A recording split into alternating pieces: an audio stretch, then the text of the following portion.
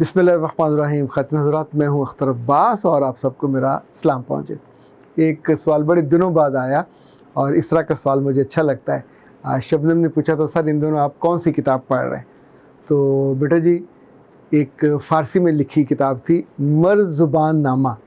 अच्छा, फ़ारसी बड़ी मज़े की ज़ुबान है, जिन लोगों को आती है।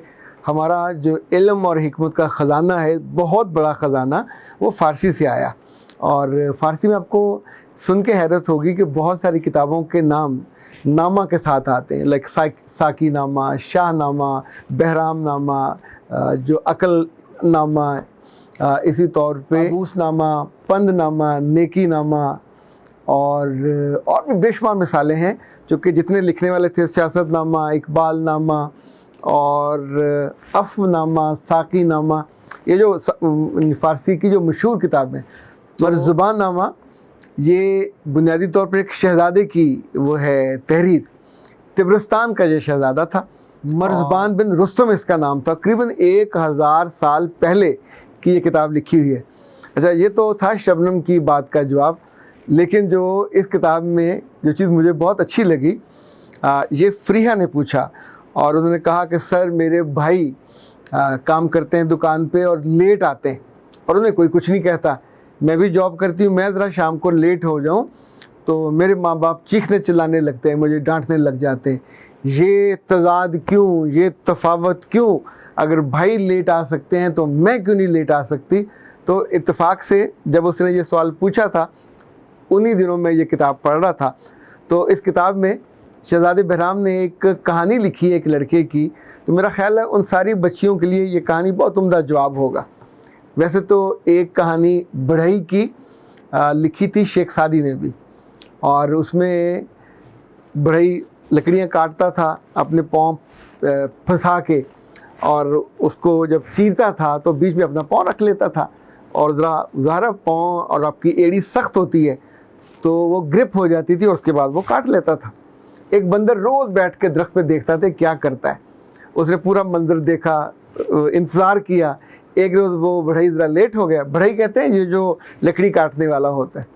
तो ना वो बंदर साहब आए और आके वहाँ बैठ के लकड़ी के ऊपर उन्होंने उसको मारा, तो जहाँ से चीरा वहाँ अपना पाँव फंसा दिया। अब बंदर का पाँव नरमो नाजुक और मुलायम सा होता है, और वो इतनी ग्रिप उसकी थी सख्त कि उसके बाद वो उछलता कूदता रहा, लकड़ी भी साथ उछलती कूद। जब वो वापस आया बढ़ई, उसने देखा कि एक अदमुआ सा बंदर पड़ा हुआ, एड़ी उसकी फंसी हुई है, हाथ में उसके वो कुल्हाड़ी है और मरा पड़ा हुआ है। तो उसने जो जुमला कहा वो लिखा गया तारीख़ में, वो था जिसका काम उसी को साजे। अच्छा, ये तो शेख सादी ने कहा था। अब हम आते हैं मर्ज़ुबान नामा पे। तो लिखा कोई लड़का जो गांव का था, उसे घुड़सवारी का बड़ा शौक़ था। ही लव्स कि वो जाए हंटिंग पे और शिकार करे। तो एक दफ़ा उसका कुत्ता भी था, कुत्ता बड़ा नस्ली था, उससे मोहब्बत करता था। नस्ली कुत्ता वो होता है जो शिकार को खाए ना, शिकार को लेके वापस मालिक के पास आए। तो कभी वो चकोर के शिकार पे जाता, कभी हिरन के शिकार पे, ज़रा जितनी ये होती हैं परिंदे और छोटे छोटे जानवर। हुआ ये कि एक रोज़ वो शिकार पे गया, तो जिस हिरन को तीर मारा वो हिरन भाग गया। कुत्ता पीछे गया, ये भी भागता रहा, दौड़ता रहा, हिरन गायब हो गया। इसको अफसोस बड़ा हुआ, वापस आके अफसुर्दा बैठा हुआ था। अफसोस उसे अपने भी था, आप पे भी था, कुत्ते पे भी था और उस हिरन पे भी था। पता नहीं वो बचेगा कि नहीं बचेगा, पर इनके काम तो नहीं आया। इतने में उसने देखा कि उसकी जो बिल्ली थी वो बड़ी काइयाँ, चालाक और तेज़। बिल्ली के शिकार करने का अपना अंदाज़ होता है, और वो सोई पड़ी बन जाती है। जब चूहा पास से गुजरता है तो वो तीर की तरह उस पर हमला करती है, उसे पकड़ लेती है। अच्छा, ये बिल्ली का अंदाज़ है, उसकी स्ट्रेटजी है।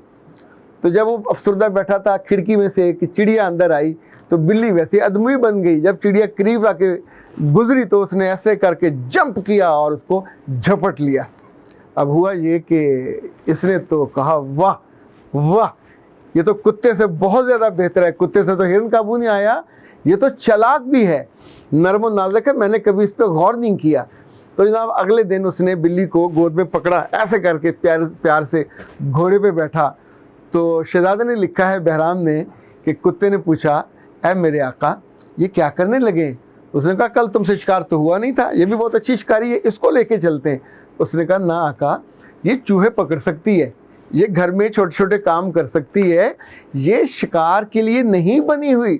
شکار کے لیے اللہ نے مجھے ٹانگیں دی ہیں، مجھے عقل دی ہے، مجھے سخت جانی دی ہے، تو باہر کی سختی میں برداشت کر سکتا ہوں، یہ نہیں کر سکتی۔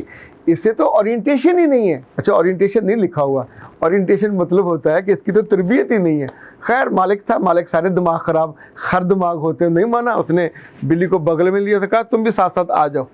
اچھا جب اس جگہ پہنچے تو میدان تھا اور وہاں بہت ساری چکوریں پھر رہی تھیں، تو اب گھوڑے کو دیکھے ایک چکور اڑی، پھر دوسری اڑی، پھر تیسری اڑی، تو ایک کمزور سی چکور رہ گئی۔ تو مالک نے بلی کو نیچے اتارا کہ جاؤ اور جا کے چکور کو پکڑ لو۔ اب بلی جو ہی نیچے اتری، نیچے کتا تھا، بلی ایک دم سے ڈر گئی، اس کے تو ہاتھ پاؤں پھول گئے۔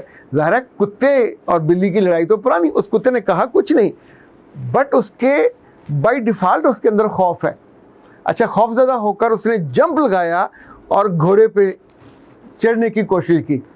تو گھوڑے پہ چڑھتے ہوئے بلی جب جمپ لگاتی، جس نے گھر میں بلی پالی ہو، جب بھی وہ جمپ لگا کے آپ کے اوپر آتی ہے تو اس کے مخملی پاؤں ہوتے ہیں، لیکن جب وہ آپ کو پکڑتی ہے تو اس کے اندر سے جو ناخن نکلتے ہیں وہ اتنے لمبے لمبے ہوتے ہیں، اندر کھپ جاتے ہیں۔ تو اس نے گھوڑے کی گردن میں اپنے وہ ناخن جب کھوئے تو گھوڑا کھڑا ہو گیا، اور کھڑا ہو کر تڑپا جیسے۔ تو مالک اوپر تو بے دھیان بیٹھا ہوا تھا، وہ نیچے گرا، اس کی دونوں ٹانگیں اور ایک بازو ٹوٹ گیا۔ اب وہ کراہ رہا ہے، تو کتے نے کہا مالک میں نہیں کہتا تھا آپ کو کہ جس کا کام اسی کو ساجے، یہ اس کام کے لیے نہیں بنی۔ تو اس نے کہا بک بک نہ کرو، جاؤ جا کے پکڑ کے لاؤ۔ کتا خیر بھاگ کے گیا، اس چکور کو پکڑ کے لایا اور آ کے مالک کے حوالے کیا۔ پھر اس نے مالک سے کہا مہربانی کریں، آپ زور لگائیں اور گھوڑے کے اوپر بیٹھے جا کے گھر چلیں۔ اچھا بلی اس دوران ڈر کے ایک درخت کے اوپر بیٹھ گئی، تو مالک نے کہا میری پیاری بلی، اب اس کا کیا ہوگا؟ اس نے کہا مت ڈریں، اس کا کیا ہوگا، بلی شکار کرنے کے لیے نہیں بنی، یعنی وہ آپ کے لیے شکار کا ٹول نہیں ہے، لیکن جو خوبی مجھ میں نہیں ہے اس میں ہے۔ وہ گھر کا رستہ نہیں بھولتی، تو بھوکی نہیں مرے گی، ہمارے پیچھے پیچھے گھر آ جائے گی۔ خاطر حضرات، 1000 سال پرانی بات نے اس پیاری سی بچی کے سوال کا جواب دے دیا کہ لڑکوں کی زندگی الگ ہے، انہیں زمانے کی سختیوں کے لیے تیار کیا جاتا ہے، بائی ڈیفالٹ بھی تیار ہوتے ہیں۔ لڑکیاں بلی کی طرح ہوتی ہیں، گھر کے چھوٹے موٹے شکار تو کر لیں گی، گھر بھی سنبھال لیں گی، لیکن اگر وہ چاہیں، ویسے ہمارے یہاں ایک اور بھی بات مانی جاتی ہے کہ جیسے جیسے شام ڈھلتی ہے تو شیطان اور اس کے چیلے بذات خود بازاروں میں اور اندھیرے میں اتر آتے ہیں۔ سب سے زیادہ شیطانی اور گناہ اندھیرے میں ہوتا ہے، تو اسی لیے ہر عقل مند ماں اور باپ اپنی بیٹیوں کو کہتے ہیں کہ شام کو گھر آ جائے۔ میں تو یہ دیر والی ٹیوشنیں ان کے بھی حق میں نہیں رہا، اس لیے کہ جتنی کمپلیکیشنیں ہوتی ہیں وہ انہی اوقات میں ہوتی ہیں۔ جو مان جائے اس کا فائدہ، جو نہ مانے وہ بعد میں پھر بلی آ کے جب پنجے گاڑتی ہے تو گھوڑا بھی الف ہوتا ہے، ٹانگیں بھی ٹوٹتی ہیں، اور سارے بہت سارے نقصانات بھی ہوتے ہیں۔ تو اے اچھے لوگوں، اپنی زندگی میں کوئی نہ کوئی اچھی کتاب پڑھتے رہا کرو، اس کا بہت فائدہ ہوتا ہے۔ کئی سارے سوالوں کے جواب ایسے مفت میں چٹکی بجاتے ہوئے مل جاتے ہیں۔ اختر عباس کو دیجیے اجازت، السلام علیکم۔